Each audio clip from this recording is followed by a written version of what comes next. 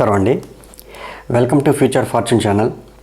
ఈరోజు మీకు నవగ్రహాల్లో గురుగ్రహం గురించి మీకు వివరించబోతున్నాను. గురుగ్రహం జాతకంలో కానీ మనకి అనుకూలమైన పరిస్థితులు లేకపోతే ఎటువంటి రెమెడీస్ మనం తీసుకోవాలి, తద్వారా మన జీవన గమనంలో ముందుకు వెళ్ళాలి అనేది నేను మీకు వివరించబోతున్నాను.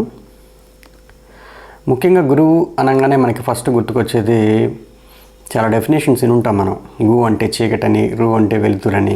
చీకటి నుంచి వెలుతురు వైపుకు అంటే అజ్ఞాన అంధకారం నుంచి జ్ఞానం వైపుకు మనల్ని కరెక్ట్గా సరైన మార్గంలో డైరెక్షన్ చూపించేవాడే గురువు అనేది ఒక చిన్న తాత్పర్యం అని అంటారు చూసారా, అర్థం గురువు అనే పదానికి.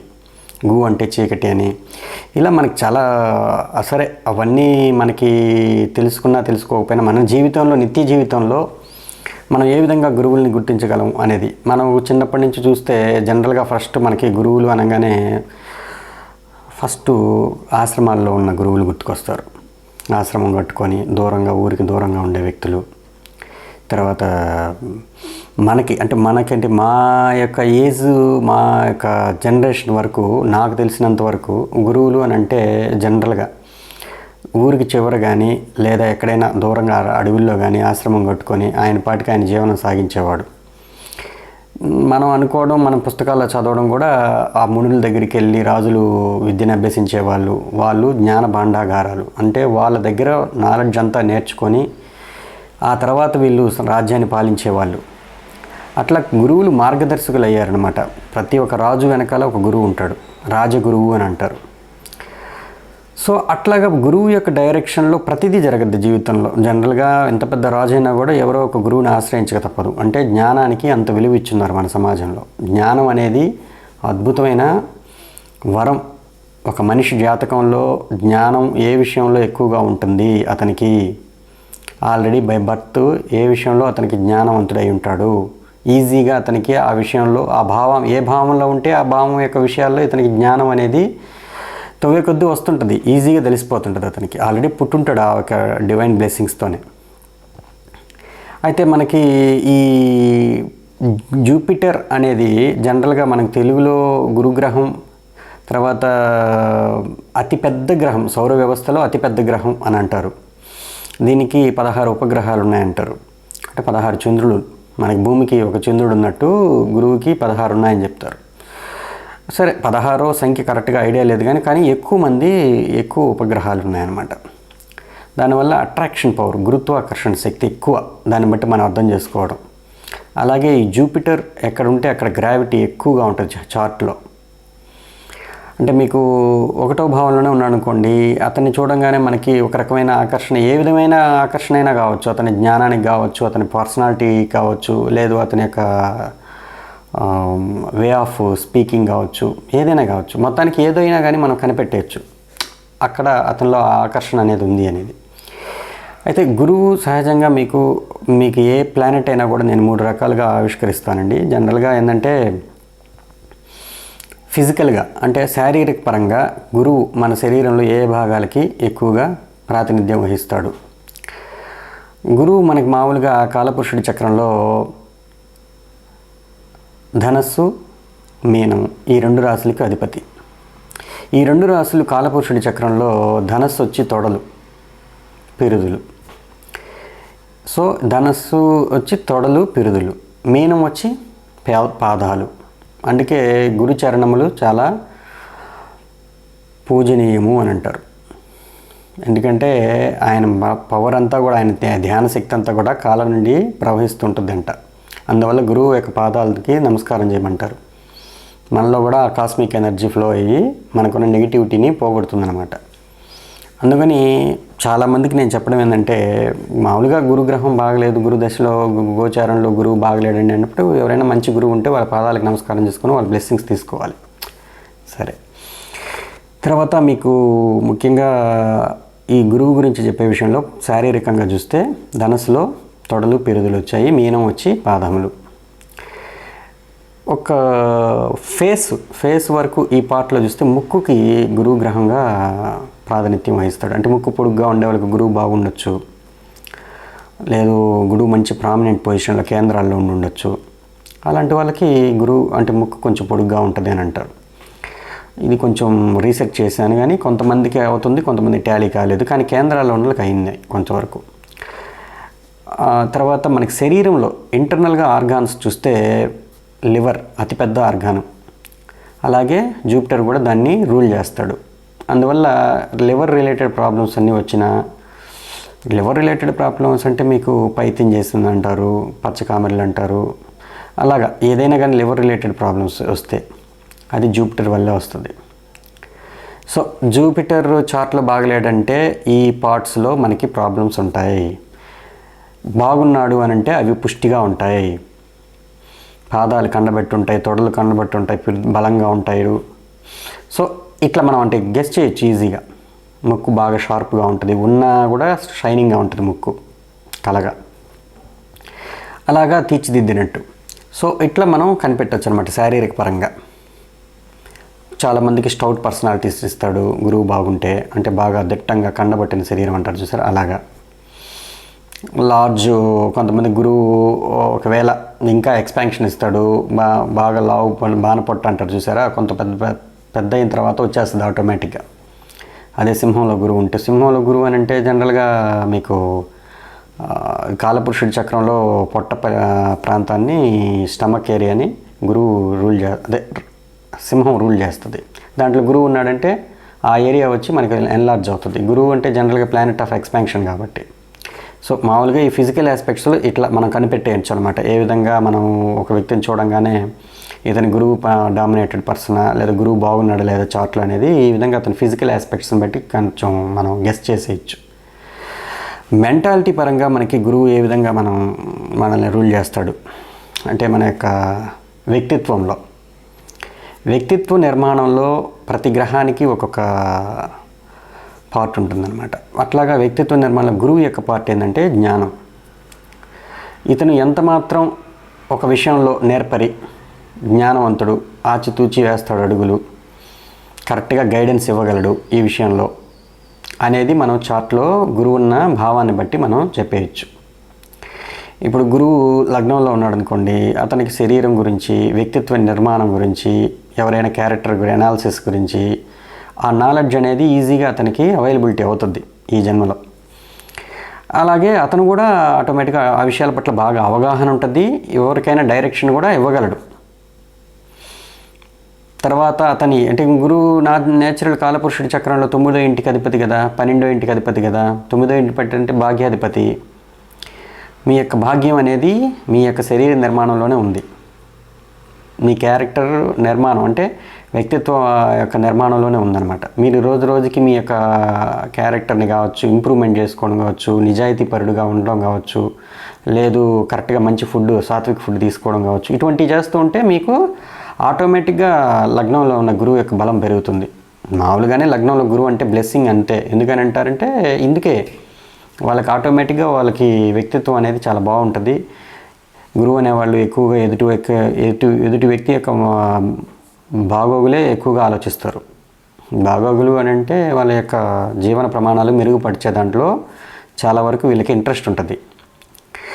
బై నేచర్ వాళ్ళు అలాగే ఉంటారు. సో అట్లా అంటే మెంటాలిటీ పరంగా వీళ్ళు ఎప్పుడూ కూడా హోప్ఫుల్ కండిషన్లోనే ఉంటారు. హోప్ అంటే ఏంటంటే ఒక ఆశాభావంతో, జీవితం పట్ల అనురక్తితో, చాలా హ్యాపీగా life happy go lucky attitude అంటారు చూసారా, ఆ జ్ఞానం అనే ఒక ఎలిమెంట్ని తీసుకొని వాళ్ళు లైఫ్లో హ్యాపీగా ముందుకు వెళ్తుంటారు.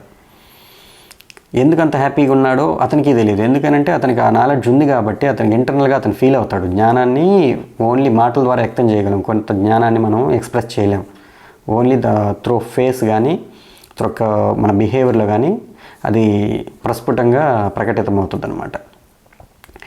సో అట్లా గురువు లగ్నంలో ఉంటే 1000 దోషాలు పోగొడతారు, 1,00,000 దోషాలు పోగొడతారు. ఇవన్నీ ఎందుకని అంటారంటే వాళ్ళు ఎప్పుడు కూడా గురువు గారు ఎదుటి వ్యక్తి యొక్క మంచి అంటే వాళ్ళ జీవన ప్రమాణాలు మెరుగుపరిచేదానికే చూస్తాడు. సో అందువల్ల గురువుని చాలా గొప్ప గ్రహంగా భావిస్తారు.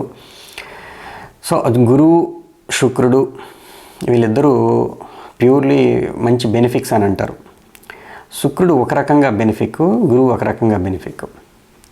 సో మెంటాలిటీ పరంగా చూస్తే మీకు హోప్ఫుల్ కండిషన్ని, ఎప్పుడు జీవితం పట్ల సరైన ఆశావాదంతో జీవించే వ్యక్తి, ఎప్పుడు కూడా నిరాశకు గురిగాడు, భగవంతుడున్నాడు, మనల్ని చూస్తున్నాడు, మనం పడే కష్టాలు చూస్తున్నాడు, మనకి ఏదో ఒక రోజు మంచి అవకాశం ఇస్తాడు, ఇటువంటి ఆశాభావంతో రోజు రోజుకి జీవితం అనేది ముందుకు సాగడం అనేది ఈ యొక్క గురువు యొక్క ఎఫెక్టే. అందువల్ల గురువు చార్ట్లో బాగుంటే వాళ్ళ ఆశాభావంతో జీవితాంతం హ్యాపీగా ఉంటారు. అంటే వాళ్ళకి జీవితంలో నెగిటివ్ పాయింట్ ఎక్కువగా ఆలోచించరు, ముందు జీవితాన్నే ఆలోచిస్తారు. 9th హౌస్ అంటే భవిష్యత్తే, డెస్టినీ. సో అట్లాగా ఫిజికల్ ఆస్పెక్ట్లో మీకు చెప్పిన ఇప్పుడు మెంటల్ కండిషన్ చెప్పాను. ఆత్మపరంగా ఏ విధంగా ఇతను మనం రిప్రజెంట్ చేయొచ్చు అంటే, ఈ జీవాత్మ, ఆత్మ, జీవాత్మ, పరమాత్మ. ఆత్మ అంటే రవికారకుడు, జీవుడు అని అంటే గురువు, అంటే జీవకారకుడు. మన హ్యూమన్ బాడీకి మనకి ఏంటి ముఖ్యంగా ప్రాణశక్తి ఎక్కువగా, ముఖ్యంగా మనం జీవించడానికి ఉపయోగపడేది ప్రాణశక్తి ఏంటి, ఆక్సిజనే కదా. సో ఈ ఆక్సిజన్ లెవెల్స్కి కారకుడు కూడా ఇతనే.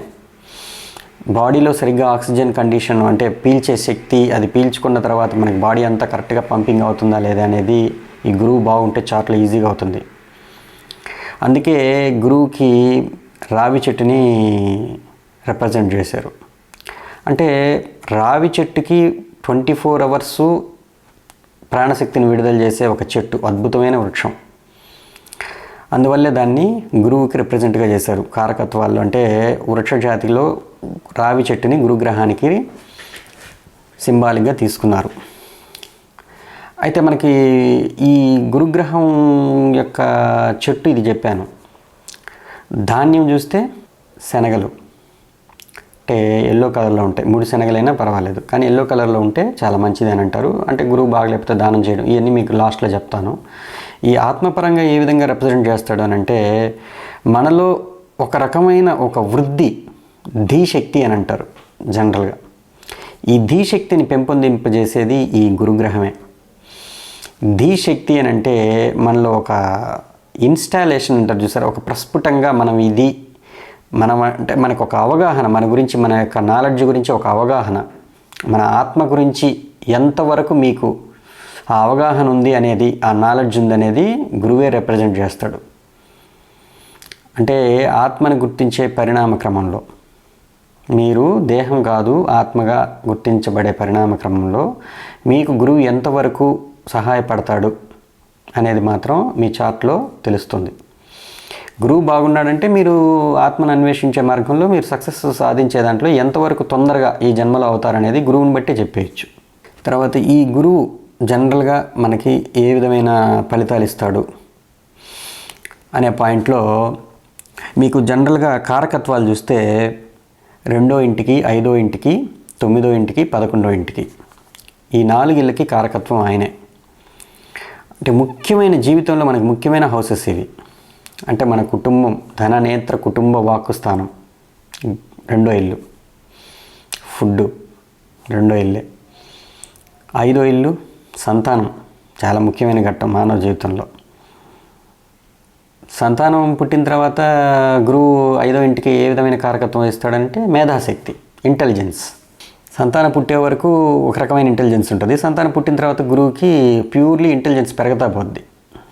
అంటే ఒక్కొక్క భావానికి ఒక్కొక్క రకంగా అది ఎప్పటి నుంచి ఇంప్రూవ్ ఉంటుంది అనేది మనకి ఈజీగా చెప్పేయచ్చు. సో తర్వాత 9th హౌస్ ఫాదరు, గవర్నమెంటు, మన పై ఉండే బాస్. మనం ఒక ఆర్గనైజేషన్లో జాబ్ చేస్తుంటే దాంట్లో హై హెడ్, మన మీద అథారిటీ ఉండేవాళ్ళు, మనం రిపోర్టింగ్ చేసే బాస్, అది కూడా 9th హౌసే. సో 9th హౌస్లో గురువు ఉన్నాడు, వాళ్ళకి మంచి బాస్ ఉంటాడు, మంచి డైరెక్షన్లో లైఫ్లో అతన్ని లీడ్ చేస్తాడు. సో 11th హౌస్కి అతనే కారకత్వం. మన యొక్క గెయిన్స్, ఫుల్ఫిల్మెంట్ ఆఫ్ డిజైర్స్ అంటారు, మన యొక్క కోరికలు తీర్చే స్థానం. జీవితంలో ఇతను చాలా వరకు ఇతను అనుకున్న కోరికలన్నీ తీర్చబడ్డాయిరా అని ఎవరిని అంటారంటే గురువు 11వ ఇంట్లో ఉండేవాళ్ళని. చాలా వరకు అతనికి అనుకున్నవి, అంటే అతని కోరికలు తీరిపోతాయని అంటారు. అయితే ఇట్లా 2, 5, 9, 11. తర్వాత ఆయన ఉచ్చస్థితి, గురువు యొక్క ఉచ్చస్థితి కర్కాటకానికి ఇచ్చారు. 5 డిగ్రీల్లో కర్కాటక రాశిలో పుష్యమి నక్షత్రంలో ఆయన ఉచ్చస్థితిని పొందుతున్నాడు. ఎప్పుడైతే మనకి ఈ పుష్యమి నక్షత్రంలో ఉచ్చస్థితిని పొందాడో ఇక్కడ ఆటోమేటిక్గా మకరంలో మనకి 5 డిగ్రీల్లో ఆయన నీచ స్థితిని పొందుతాడు. సో మకరం నీచస్థానం, కర్కాటకం ఉచ్చస్థానం, మూల త్రికోణం అనేది ఒక టర్మ్ ఉంది, మీకు ఐడియా ఉంటుంది. మూల త్రికోణం అంటే ఏంటి, ఉచ్చ రాశికి తేడా ఏంటంటే ఈ ఉచ్చ స్థితిలో ఉన్న రాశి ఫుల్ అతను మైమరిచిపోయి ఉంటాడు, అతనికి ఆ యొక్క విషయాల్లో కంప్లీట్గా అవేర్నెస్ ఉంటుందన్నమాట. ఇప్పుడు గురువు ఉచ్చస్థితిలో ఉన్న వాళ్ళకి జాలి, దయ, కరుణ గురించి చెప్పబడలేదు. అరే అట్లా నలుగురి సేవ చేయాలరా, నలుగురికి హెల్ప్ చేయాలరా అని మీరు ఎవరైనా చెప్పారనుకుంటే, అరే అయినా బాబు ఇవన్నీ నేను ఉండడమే నేను ఆ టైపు పర్సనాలిటీ, మీరు మళ్ళీ నాకు చెప్తారేంటి అనే ఒక ఫీలింగ్ ఉంటుంది అతనికి. సో అట్లాగా అంటే వాటికి జాలి, దయ, కరుణ, గురువు యొక్క సకల లక్షణాలు ఏవైతే ఉంటాయో, ఎదుటి వాళ్ళ మంచిని కోరుకోవడం, ఎప్పుడు కలలో కూడా చెడుని కోరుకోకపోవడం, ఇలాంటివన్నీ కర్కాటక రాశిలో ఉంటాయి. కర్కాటక రాశిలో గురువు ఉచ్చస్థితిని పొందడంటే దాని అర్థం అదే. అంటే గురువు ఎక్సలెంట్గా హ్యాపీగా ఫీల్ అవుతా ఆడున్నాడు, అతనికి కంప్లీట్ తెలుసు ఆ విషయాలన్నిటి మీద గురించి. మకరంలో మరి గురువునంటే వాళ్ళకి చెప్పాల్సి ఉంటుంది, ఇలా చేయాలి, మరీ స్ట్రిక్ట్గా ఉండకూడదు, లైఫ్లో కొంచెం నలుగురు దానం చేస్తుండాలి అంటే వాళ్ళకి చెప్పచ్చు. అంటే గురువు నీచంలో ఉండేవాళ్ళు చేయరా అని అంటే డొనేట్ చేస్తారు, అంత ఆసక్తిగా చేస్తారా అనేది పెద్ద ప్రశ్న. ఏదో రెమెడీస్ కోసం చేయడము, వాళ్ళకి హార్ట్ఫుల్గా చేయకపోవడము, ఎందుకు దానం చేయాలని ఒక క్వశ్చన్ రావడము, అసలు టెంపుల్స్కి ఎందుకు డొనేట్ చేయాలని ఒక క్వశ్చన్ రావడము, ఇలాంటివన్నీ కూడా మకరంలో ఉన్న యొక్క గురువు లక్షణాలు కూడా చెప్పచ్చు. కానీ ఆ మకర గురువు కానీ నీచభంగం అయ్యాడు అనుకోండి, వీళ్ళు ఫస్ట్ పార్ట్లో ఒక రకంగా ఉండి సెకండ్ పార్ట్లో బాగా గుడులు కట్టించడం, అంటే ఎక్కువగా వాళ్ళే కట్టిస్తారు. అది మకరం అంటే అది మీకు వేరే విధంగా చెప్తాను. అది ప్యూర్లీ మకర రాశి అనేది మెటీరియలిస్టిక్ మేనిఫెస్టేషన్ ఆఫ్ ఎనీ కారకత్వ. ఎందుకంటే కుజుడు అక్కడ ఉచ్చస్థితిని పొందుతాడు. కుజుడు అంటే కంప్లీట్లీ మన యొక్క ఫిజికల్ టర్మ్లో చెప్పాలంటే మన దేహ దారుఢ్యం, బయటికి కనిపిస్తుంది కదా ఏదైనా కూడా, అది టచ్ చేసి ఫీల్ అయ్యేదంతా కుజుడే. అంటే మనం శారీరకంగా మనం ఏదైతే టచ్ చేస్తామో, ఇప్పుడు ఒక టెంపుల్ కట్టించారనుకోండి, టెంపుల్ మన కళ్ళకు కనపడుతుంది, దాన్ని తాకగలము, అన్నీ తెలుస్తున్నాయి. దయా, జాలి, కరుణ అని మనం తాకలేం, అవి ఓన్లీ ఫీల్ అవ్వగలం.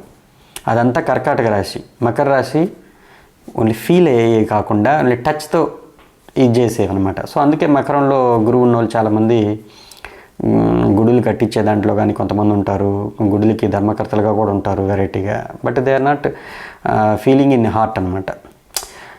అది మిగతా ఆస్పెక్ట్స్ని బట్టి మనం చెప్పాల్సి ఉంటుంది, కానీ సింపుల్గా చెప్తున్నాను మీకు. అయితే ఈ కర్కాటక రాశిలో ఉచ్చస్థితి, మకరంలో నీచం, మూల త్రికోణం అని అంటే ఎగ్జాక్ట్గా ఇప్పుడు మనకి ఆఫీస్కి వెళ్తాం మనం ఏదైనా డ్యూటీకి, ఆఫీస్లో మనకి చెప్పిన డ్యూటీ ఏంటంటే అదే చేస్తాం, ఇంకా ఇంటి పనులు, వంట పనులు ఇవన్నీ ఏమి ఉండవు. ఎగ్జాక్ట్గా ఆయనకి ఏం నిర్ణయించారో ఆ పని మాత్రమే చేస్తాడనమాట. అట్లాగా గురువు కంప్లీట్గా ఆయనకి ఏవైతే పనులు ఉంటాయో టాస్క్స్ కంప్లీట్ పవర్ఫుల్గా ఎగ్జిక్యూట్ చేసే స్థానం వచ్చి ధనస్సు.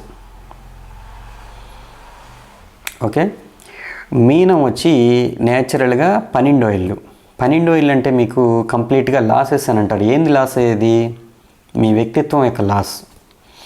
మీకంటూ ఒక ఈగోయిజం ఉంటుంది కదా, నేను ఇది పలానా, నేను పలానా అని, అదంతా అక్కడ వదిలేసేయాలి 12వ ఇంట్లో. అందుకే 12వ ఇల్లు ధ్యానము, హాస్పిటల్స్, జైల్స్, అక్కడ స్పెసిఫిక్గా మనం ఒక 12వ ఇంటిని ఏ విధంగా చెప్తారంటే ఒక పర్పస్, స్పెసిఫిక్ పర్పస్ కోసం మనం కొంతకాలం ఆడండి మళ్ళీ రావడం. ఇప్పుడు బాగా సేద తీరేదానికి రిసార్ట్స్కి వెళ్తారు, కొంతమంది మెడిటేషన్ చేస్తారు, కొంతకాలమే చేస్తారు, గంట చేస్తారు, అరగంట చేస్తారు అంతే. తర్వాత ఫారిన్ ట్రిప్, జర్నీస్కి వెళ్తారు, కొంతకాలమే ఉంటారు, ఎక్కువ కాలం ఉండలేరు, మళ్ళీ వచ్చేస్తారు. సో ఫారిన్ సెటిల్మెంట్స్కి వేరే ప్లానెట్స్ కాంబినేషన్స్ మళ్ళీ చెప్తాను. అంటే బేసిక్గా గురువు కూడా ఒక కారకత్వం అవుతాడు దానికి, ఫారిన్ జర్నీస్కి డెఫినెట్గా. 9వ ఇల్లు అంటే తీర్థయాత్రలు కూడా వస్తుంది కదా, ధనస్సు అంటే. ధనస్సులో ఎక్కువ ప్లానెట్స్ ఉన్న వాళ్ళు కానీ, ధనుసు రాశి వాళ్ళు కానీ ఎక్కువ తీర్థయాత్రలు చేయాల్సి వస్తుంది జీవితంలో. సో అట్లాగా మనం ఈజీగా చెప్పేయచ్చు. సో 12వ ఇల్లు ఆ విధంగా ఆయన దానికి ప్రాతినిధ్యం వహించాడు. అక్కడ ఎవరు ఉచ్చస్థితిని పొందుతున్నారు? మీనంలో శుక్రుడు. కంప్లీట్గా సెల్ఫ్లెస్ లవ్ ఉండేది శుక్రుడికే. ఆ ప్లేసే మీనం అనేది, అది మీనరాశి గురువుదే అయింది మళ్ళా. సో ఈ డ్యూయాలిటీ నేచర్ ఉన్నందువల్ల గురువుకి గురు మహాదశ జరిగేటప్పుడు డ్యూయల్ మైండ్ సెట్ అనేది డెఫినెట్గా మనిషి జీవితంలో ఎంటర్ అవుతుంది. సో ఓకే, డ్యూయల్ రాశులు దాని యొక్క గ్రహ ప్రభావం వల్ల ఏంటి అనేది మళ్ళీ చెప్తాను. అంటే మనకి ఈ గురువు ఈ కారకత్వాల గురించి మీకు 2, 5, 9, 11 చెప్పాను. కర్కాటక రాశి ఉచ్చస్థితి, మకర రాశి నీచం, మూల త్రికోణ స్థానం ధనస్సు, అతని యొక్క స్వక్షేత్రం వచ్చి మీనం. ఓకేనండి. తర్వాత ఈ రెట్రోగ్రేడ్ పొజిషన్ ఏ గ్రహానికైనా అస్తంగత్వం, వక్రత్వం ఇవి చెందుతుంటాయి జనరల్గా. అంటే రవికి దగ్గరగా వచ్చినప్పుడు గురుమూఢమి అని అంటారు. మనం ఎందుకు శుభకార్యాలు చేయరు, ఎందుకనంటే గురువు దగ్గర నుంచి వచ్చే బెనిఫిక్ రేస్ ఏవైతే ఉంటాయో ఆయన కిరణాలు భూమి మీద ఆ టైంలో సరిగ్గా ప్రసరించవు, ఆయన యొక్క బెనిఫిషియన్స్ అంతా ఆయన లాగేస్తాడు అని అంటారు. కానీ ఇది అందరికీ వర్తిస్తుందా? లేదు, గురుగ్రహ వర్గం, శనిగ్రహం వర్గం అని 2 వర్గాలు ఉన్నాయి అని అంటుంటారు చూసారా. అది ఇండివిజువల్గా వర్తిస్తుందా అనేది కొంతమంది ఈ మధ్య అనాలజీ చేశారు, రీసెర్చ్ చేసిన వాళ్ళు. ఏం పర్వాలేదండి, మీకు గురువర్గ జాతకులు కదా, మీకు నెగిటివ్ ఏం చేయదు అని అంటారు. కానీ నా అంచనా ఏంటంటే గురువర్గం, శనివర్గం అనేది ఇండివిజువల్గా నువ్వు ఫీల్ అయ్యేది. ఇది నైసర్గిక శుభత్వం అనేది ప్రపంచకంగా అందరికీ చూడాల్సిందే. అది నైసర్గిక శుభుడు, నైసర్గిక పాపులని ఎందుకు డివిజన్ చేశారు? నైసర్గిక శుభులు ఎప్పుడు కూడా ఈజీ వేలో మనకి అవైలబిలిటీ ఉంటుందన్నమాట. వాళ్ళు ఇచ్చే ఫలితాలు చాలా హ్యాపీగా ఇస్తారు. నైసర్గిక పాపులని ఎందుకన్నారు? వాళ్ళ దశల్లో జరిగేటప్పుడు మనం చాలా కష్టపడి ఎంతో ప్రయాసపడితే కానీ మనకి ఫలితాలు రావు. కానీ ఫలితాలు ఇస్తారు, మంచి పొజిషన్స్లో ఉంటే ఇస్తారు, కానీ ప్రయాసపడాలి. నైసర్గిక శుభులు అలా కాదు కదా, మామూలుగానే వాళ్ళు ఇచ్చే పనిలోనే ఉంటారు. అంటే మీరు జస్ట్ కోరుకోవడమే అంతే, డిజైర్ లేకుండా ఏది పని జరగదు. గ్రహం అనే దానికి డిజైర్ ఉంటుంది.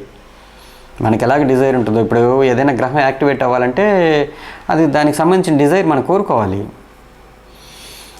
గురువు ధనస్థానంలో ఉన్నాడు, ఆయన 10వ ఇంటిని చూస్తున్నాడు. మీకు ఫేమ్ కావాలంటే మీరు కోరుకోవాలి డెఫినెట్గా. కోరుకోకుండా నేను ఈ యోగిని నాకు అవసరం లేదని అంటే అది జరగదు. ఆ గురు మహాదశలో ఫేమ్ రాదు, డెఫినెట్గా కోరుకుంటారు. ఏదైనా అంతే. అంటే నేను ఎందుకు చెప్పానంటే ఈ పాయింట్, కొంతమందికి నాకు కోరికలు రావండి పెద్దగా ఇది అని అంటుంటారు చూసారా, మళ్ళీ నా జీవితం బాగుండాలి అని కోరుకుంటుంటారు ఇండైరెక్ట్గా. వాళ్ళకంతా ఏంటంటే ఏ గ్రహదశ జరిగేటప్పుడు దానికి సంబంధించిన అలైన్మెంట్లో మనం ఉంటే ఆ జీవితం ఖచ్చితంగా ఆ గ్రహం ఇచ్చే తీరుతుంది. అయితే మీకు ఇప్పుడు ఈ గురుగ్రహం యొక్క రిజల్ట్స్లో ఈ రెట్రాగ్రేడ్ పొజిషన్ ఉంటే ఏంటి, అస్తంగత్వం ఉంటే ఏంటి అని వివరిస్తాను. ఒక గ్రహం రెట్రాగ్రేడ్ పొజిషన్ పొందిందంటే దానికి పవర్ఫుల్ అంటే చేష్టా బలం ఎక్కువ అని అంటే ఆయన పోయిన జన్మలో ఒక పని ఏదో నాలెడ్జ్ గెయిన్ చేసే పనో, తండ్రికి సంథింగ్, తండ్రి కారకుడు కూడా కదా గురువు జ్ఞానకారకుడు కదా, సంతానకారకుడు కదా. ఈ 3 విషయాల్లో పోయిన జన్మలో ఏదో పెండింగ్ కర్మ ఉందన్నమాట. అందువల్ల ఈ రెట్రాగ్రేడ్ జూపిటర్ ఎక్కడైతే పడతాడో ఆ దశ కానీ జరిగేటప్పుడు ఆ భావం ఏ భావంలో అయితే ఉంటాడో ఆ భావం యొక్క ఫలితాలు, దానికి సంబంధించిన నాలెడ్జ్ని ఈ జన్మలో మళ్ళీ ఆయన రివైజ్ చేస్తాడు. ఎట్లా రివైజ్ చేస్తాడంటే చాలా పవర్ఫుల్గా అనమాట. ఇది ఆత్రంగా. ఇప్పుడు మనం ఇంటికి ఏదైనా ఒక మొత్తం నీట్గా సర్దుకొని ఒక సినిమాకి వెళ్దామని బయలుదేరేటప్పుడు ఇంట్లో మనం హీటర్ ఆపలేదు లేదా అనేది ఒక ఐడియా వచ్చింది. సడన్గా మనం రోడ్లో పోతుంటే సడన్గా ఇంటి కిందకి దిగి మనం ఎందుకు ఈ హీటర్ ఆపలేదని చెప్పారు. అప్పుడు ఎంత ఆత్రంగా మనం ఎంత ఫాస్ట్గా వెళ్తాము పోయి ఆపడానికి, ఆపేసి మళ్ళీ వస్తాం. ఈ రెట్రాగ్రేడ్ పొజిషన్ అంటే మనం ఏదో ఒక మర్చిపోయి పోయిన జన్మలో ఈ జన్మలో మళ్ళీ దాన్ని ఫుల్ఫిల్ చేయడానికే అన్నప్పుడు మన యొక్క కండిషన్ ఎలా ఉంటుంది? ఒకటి, ఆ తొందరపాటుతనం అనేది ఉంటుంది ఆ దశలో. తర్వాత సరైన నిర్ణయం అంటే పక్కన ఏం జరుగుతుంది ఏంటి అనేది కూడా ఉండదు ఆ టైంలో. మనం ఇంటికి పోవడం ముఖ్యం, హీటర్ స్విచ్ ఆపడం ముఖ్యం. సో ఆ దృష్టి కూడా పోతుంది. కాన్సన్ట్రేషన్ పవర్ ఎక్కువగా ఉంటుంది. ఏ టాస్క్ అయితే ఉంటుందో ఆ టాస్క్లోనే వాళ్ళు చేయగలుగుతారు, మిగతా అన్నీ మర్చిపోతారు. దానివల్ల కొంత బ్యాడ్ ఎఫెక్ట్స్ కూడా ఉంటాయి. సో దాన్ని కంట్రోల్ చేసేదానికి కొంతమందికి టైం పడుతుంది. అయితే అది చాలా పవర్ఫుల్గా ఇస్తుంది ఇచ్చే రిజల్ట్స్. బ్యాడ్ గుడ్ అనేది పక్కన పెడితే జనరల్గా నైసర్గిక శుభులు గుడ్డే ఇస్తారు.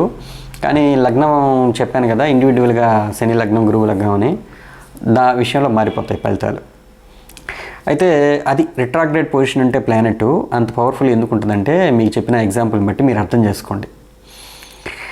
ఆయన ఏ పొజిషన్లో ఉంటే, ఏ భావంలో ఉంటే దానికి సంబంధించిన నాలెడ్జ్ని గెయిన్ చేయడానికి ఈ జన్మలో చాలా పవర్ఫుల్గా గెయిన్ చేస్తాడు. సంతానం విషయంలో డెఫినెట్గా సంథింగ్ ఏదో పెండింగ్ కర్మ ఉంది కాబట్టి అతను ఆ పిల్లల యొక్క ఆరోగ్య విషయంలో కావచ్చు, లేదు అతను ఏదో ఒక విషయంలో అతను బాగా ఇబ్బంది అయినా పడవచ్చు, లేదు బాగా ఆనందమైన పొందొచ్చు. అది డిపెండ్స్ అపాన్ దేర్ లగ్న. తర్వాత జ్ఞానకారకుడు, సంతానకారకుడు, తండ్రి కారకుడు. తండ్రి విషయంలో కూడా ఇతను ఏదో పెండింగ్ కర్మ, పోయిన జన్మలో సరిగ్గా హాస్పిటల్లో చూపించకపోయి ఉండొచ్చు, ఈ జన్మలో అందువల్ల ఇతను హాస్పిటల్స్లోనే ఎక్కువ రోజులు వాళ్ళ నాన్న దగ్గర కూర్చోవచ్చు. లేదు గురువు గారికి ఏదైనా పెండింగ్ కర్మ ఉంటే పోయిన జన్మలో ఆయన తీర్చకపోయి ఉంటే ఈ జన్మలో ఎవరైనా ఒక గురువు అతన్ని బాగా అట్రాక్ట్ చేసి ఉండొచ్చు. ఇతను ఆశ్రమంలో ఒక 10-15 రోజులు ఉండొచ్చు అన్నీ మర్చిపోయి. సో అట్లా ఇవన్నీ జరుగుతాయి, జీవితంలో సహజంగా జరుగుతుంటాయి రిట్రాగ్రేడ్ పొజిషన్లో ఉన్న ప్లానెట్స్ వల్ల. అయితే ఇది రిట్రాగ్రేడ్ పొజిషన్. ఫస్ట్ పార్ట్ ఆఫ్ లైఫ్లో దేవుణ్ణి క్వశ్చన్ చేస్తారు, మతాన్ని క్వశ్చన్ చేస్తారు, తర్వాత బిలీఫ్ సిస్టమ్ మీద, అంటే అసలు ఎందుకు నమ్మాలి అనే ఒక జీవితం మీద ఒక రకమైన క్వశ్చనింగ్ అనేది కూడా గురువు వక్రంలో ఉన్న వాళ్ళకి వస్తుందన్నమాట ఫస్ట్ పార్ట్ లైఫ్లో. సెకండ్ పార్ట్ లైఫ్లో కొంచెం ఏజ్ పెరిగే కొద్దీ వాళ్ళకి ఆ మెచ్యూరిటీ లెవెల్స్ బాగా పెరిగి నలుగురికి చెప్తుంటారు దేవుడు అంటే ఏంటి, నమ్మకం అంటే ఏంటి, దైవ విశ్వాసం అంటే ఏంటి, గురువుని ఎలా గౌరవించాలి, ఇలాంటివన్నీ వాళ్ళకి బాగా అవలీలగా చెప్పగలరు లేటర్ ఆన్ లైఫ్లో. ఇది తర్వాత గురువు అస్తంగత్వం చెందితే ఆయన గురువు తండ్రి కారకుడు, జ్ఞానకారకుడు. రవి అస్తంగత్వం ఏ ప్లానెట్ చేసినా కూడా ఆయన యొక్క ఫిజికల్ ఆస్పెక్ట్స్ని కొంచెం ఇబ్బంది పెడతాడు. లోపల ఉన్న ఆత్మని, అంటే ఆత్మశక్తి అని అంటారు చూసారా, ఆత్మశక్తి అని అంటే జ్ఞానశక్తి, అతనుకున్న అవేర్నెస్ని చాలా బాగా అప్రిషియేట్ చేస్తాడు. అంటే ఆత్మజ్ఞానాన్ని డైరెక్ట్గా గురువు ఆస్పెక్ట్ తీసుకుంటాడు అని అంటే దాన్ని అర్థం చేసుకోండి, ఎక్స్పాన్షన్ చేస్తాడు వాళ్ళకి ఆత్మజ్ఞానాన్ని. వాళ్ళ యొక్క బుద్ధి, వాళ్ళ యొక్క మంచితనాన్ని నలుగురు గుర్తించే పనిలో ఉంటారు. తండ్రి కారకత్వం కాబట్టి తండ్రికి డెఫినెట్గా ఎర్లీ లైఫ్లోనే కొంతమందికి తండ్రి డిమైజ్ అయి ఉన్నారు, ఉన్న కంజక్షన్ డిగ్రీస్ వేరియేషన్ బట్టి. తండ్రి గవర్నమెంట్ జాబ్ చేసేవాళ్ళు అయి ఉంటారు, ఎందుకంటే రవి గవర్నమెంట్ కదా, గురువు తండ్రి కారకుడు. ఇవి రెండింటిని కలిపి చూస్తే మనం విధంగా చెప్పేయచ్చు. లేదు గురువు ఒక్కడే సింహంలో ఉన్నాడు అనుకోండి, అది కూడా గురువు రవి కాంబినేషన్ కిందకే వస్తుంది, వాళ్ళ ఫాదర్ గవర్నమెంట్ జాబ్ చేసేవాడే ఉంటాడు. సో అట్లా మనం చెప్పేయచ్చు అనమాట. అయితే ఏంటి దానివల్ల ఏంటి అని అంటే కొంతమందికి హైయర్ ఎడ్యుకేషన్ చేసేటప్పుడు ప్రాబ్లమ్స్ రావచ్చు, ఎందుకంటే 9th హౌస్ గురువు రిప్రజెంట్ చేస్తాడు, 5th హౌస్ రిప్రజెంట్ చేస్తాడు. అందుకని కొంతమంది బీటెక్ దాకా చదివి ఆగిపోవచ్చు గురువు రవి ఉన్నవాళ్ళు. డిపెండ్స్ అపాన్ కాంబినేషన్స్ని బట్టి. మళ్ళీ లగ్నం గురువు వర్గం శని వర్గం వాళ్ళకి వేరుగా ఉంటాయి ఫలితాలు, కానీ ఇవి సిమ్టమ్స్ చెప్తున్నాను. తర్వాత మీకు పర్సనల్గా ఏదైనా ఒక గురువు జీవితంలో లభించడం కానీ, ఆయన మూలకంగా మీరు యొక్క జ్ఞానం అంటే మీ యొక్క ఎక్స్పాన్షన్ అంటే జీవితాన్ని చూసే దృష్టి కోణం మారిపోవచ్చు, ఇది జరుగుతుంది. ఓకే, సో ఇది అస్తంగత్వం చెందితే ఫలితాలు. శారీరకంగా మీకు లోపల లివర్ కొంచెం ప్రాబ్లం రావచ్చు, ఎందుకంటే అస్తంగత్వం చెందినప్పుడు శారీరకంగా కూడా కొంచెం ఇబ్బంది పెడతాడని చెప్పాను. సో పాదాలకు కానీ ఈ తొడల దగ్గర కానీ ప్రాబ్లమ్స్ రావచ్చు. సో అట్లా మనం గెస్ చేసి చెప్పాలి. తర్వాత అస్తంగత్వం వక్రత్వం చెప్పాను. తర్వాత ఎగ్జాల్టేషన్, గురువు ఉచ్చస్థితిలో ఉంటే సూపర్, అతను ఎక్సలెంట్ అండి అనుకుంటుంటారు, కానీ అది కూడా నిజం కాదు. చాలామంది రీసెర్చ్ చూస్తే అదేమి నిజం కాలేదు, నేను నా జీవితంలో కొంతమంది చూశాను. కానీ వాళ్ళలో ఒకటి మాత్రం నిజం, ఎప్పుడు దైవం మీద విశ్వాసం ఉంటుంది, బాగా హోప్ఫుల్ కండిషన్లోనే ఉంటారు ఎంత కష్టాలు ఉన్నా కూడా. తర్వాత ఈ ఫలితాల విషయంలో గురువు ఏ భావాల్లో ఉంటే ఏంటి అనేది ఒక దీంట్లో చెప్తాను. అంటే గోచార రీత్యా మనకి ఎటువంటి ఫలితాలు ఇస్తాడనేది చాలా సింపుల్. ఆయన ఏ ప్లేస్లో బాగుంటాడు, మంచి రిజల్ట్స్ ఇస్తాడంటే చంద్రుడి నుంచి కానీ లగ్నం నుంచి కానీ. లగ్నాన్ని ఎందుకు బేస్ చేసుకోవాలి, చంద్రుడిని ఎందుకు బేస్ చేసుకోవాలి గోచారంలో అని అంటే, లగ్నం నుంచి చూస్తే ఫిజికల్ మేనిఫెస్టేషన్, చంద్రుడి నుంచి చూస్తే మీరు ఆ యొక్క మేనిఫెస్టేషన్ని అంటే ఏ విధంగా అది జరిగిందో దాని యొక్క రియాక్షను మీరు ఏ విధంగా ఫీల్ అవుతారనేది చంద్రుడి నుంచి చూడాల్సి ఉంటుంది. అయితే లగ్న బలం ముఖ్యమా, చంద్రబలం ముఖ్యమా అండి గోచారం కంటే? రెండూ చూడండి. తర్వాత గురువు జాతకంలో ఎక్కడ ఉంటాడో అక్కడి నుంచి గురువు ఎన్నో ప్లేస్లో ఉన్నాడు గోచార రీత్యా అనేది కూడా చూడండి. ఈ 3 కన్సిడర్ చేస్తే మీకు కరెక్ట్ ఫలితాలు, గోచార ఫలితాలు చెప్పేయచ్చు. అయితే ఎక్కువగా మనం లగ్నం నుంచి చూడాలా, చంద్రుడి నుంచి చూడాలా ఫలితాలండి అని అంటే, లగ్నాధిపతి ఎప్పుడైతే 6, 8, 12 ఈ స్థానాల్లో ఉన్నాడు అనుకోండి, చంద్రుడు బలంగా ఉన్నాడు అనుకోండి, అంటే కేంద్ర స్థానాల్లో చంద్రుడి నుంచి తీసుకోండి, చార్ట్ బాగా పనిచేస్తుంది భావాలన్నీ. చంద్రుడే అష్టమంలో ఉన్నాడండి, లగ్నాధిపతి అష్టమంలో ఉన్నాడు అని అంటే రవిని చూసుకోండి. కానీ మోస్ట్ ప్రాబబ్లీ అట్లా ఉండడం రేర్ కాంబినేషను. చాలామందికి చంద్రుడు బలంగా ఉన్నప్పుడు లగ్నం వీక్ అవ్వడం, లగ్నంలో రాహుకేతులు ఉన్నప్పుడు కూడా నేను చంద్రుడి నుంచి చూడమని చెప్తాను చార్ట్ని. పనిచేసేది అంటే మానసికంగా బాగా పనిచేస్తుంటుంది చార్ట్. లగ్నంలో రాహుకేతువులు ఉంటే మీకు తెలిసిందే కదా, పూర్వజన్మ సంస్కారాలు అంటే వాళ్ళ చేతుల్లో ఏముండదు. పూర్వజన్మ పుణ్యమో పాపం అన్నీ యాక్టివేట్ అవుతూ ఉంటాయి ఆటోమేటిక్గా. సరే, గురువు గోచారంలో 2వ ఇంట్లో కానీ, 5వ ఇంట్లో కానీ, 9వ ఇంట్లో కానీ, 11వ ఇంట్లో కానీ మంచి శుభ ఫలితాలు ఇస్తాడు అనేది శాస్త్రం చెప్తుంది. లగ్నం నుంచి అయినా తీసుకోండి, చంద్రుడి నుంచి అయినా తీసుకోండి, గురువు నుంచి అయినా తీసుకోండి. ఇది నేను చెప్పేది. ఒకవేళ గోచార ఫలితాల్లో మనకి 3వ ఇంట్లో ఉన్నాడు, 6వ ఇంట్లో ఉన్నాడు, 8వ ఇంట్లో ఉన్నాడు, 12వ ఇంట్లో ఉన్నాడు అండి అని అంటే వాటికి రెమెడీస్ ఏంది తర్వాత చెప్తాను. అయితే గురువు ఇంకా మనకి చెప్పాల్సినవి ఏమున్నాయి, గురువు ఫస్ట్ హౌస్లో ఉంటే ఏంటి, సెకండ్ హౌస్లో ఉంటే ఏంటి, ఇవన్నీ కూడా ఇంకో వీడియోలో ఎక్స్ప్లెయిన్ చేస్తాను. ప్రస్తుతానికి గురువు యొక్క కారకత్వాల విషయంలో మీకు చాలా వరకు వివరణ ఇచ్చాను. నెక్స్ట్ వీడియోలో గురువు యొక్క ఎటువంటి ఫలితాలు ఇస్తాడు, ఏ భావంలో ఉంటే, గురువు మిగతా గ్రహాలతో కలిస్తే ఎటువంటి ఫలితాలు ఇస్తాడు అనేది మీకు వివరిస్తానండి. నమస్కారం, మీ రాజేష్.